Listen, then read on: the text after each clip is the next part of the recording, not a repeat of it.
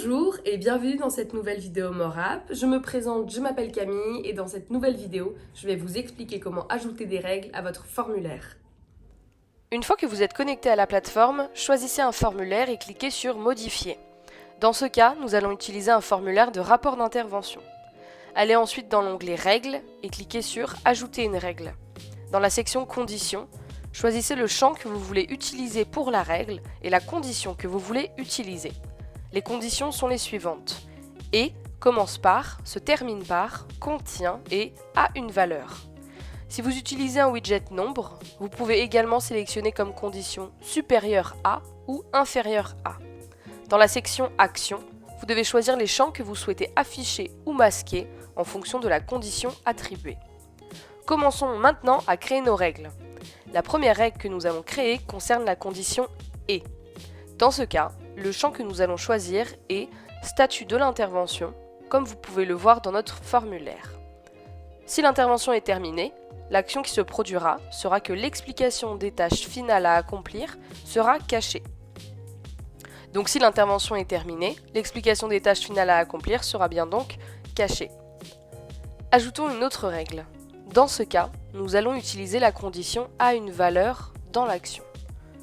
Si le widget « Région », comme nous pouvons le voir dans notre formulaire, est Nord, la ville aura pour valeur Lille. Ainsi, chaque fois que la région Nord sera choisie, la ville sera automatiquement Lille. Ajoutons une troisième règle. Cette règle utilise le widget Recherche et la fonctionnalité des placeholders. En tant que champ, nous choisissons notre widget Recherche. Dans ce cas, il s'agit d'une base de données client. Nous choisissons un champ qui sera la colonne d'information de la base de données.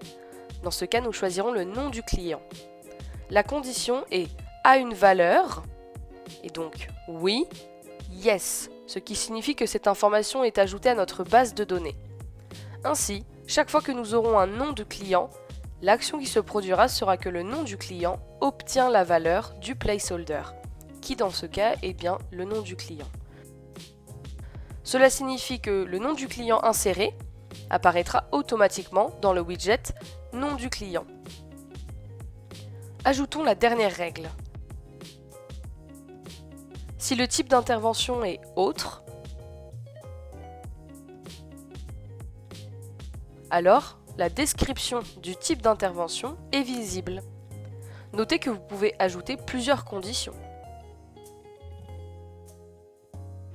Si le type d'intervention est « à décrire », lorsqu'une de ces conditions est remplie, la description du type d'intervention est visible.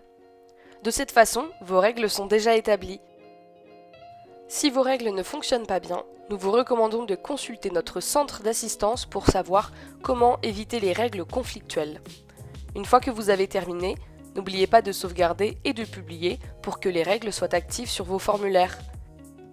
Vous avez réussi avec succès à ajouter des règles à votre formulaire. Merci d'avoir regardé cette vidéo. N'hésitez pas à vous abonner à notre chaîne YouTube pour ne pas manquer nos prochaines vidéos et à consulter notre centre d'assistance MoreApp pour plus de conseils et d'astuces. Si vous êtes un nouvel utilisateur, vous pouvez réserver une démonstration avec le lien Calendly qui se trouve dans la bio. Passez une excellente journée!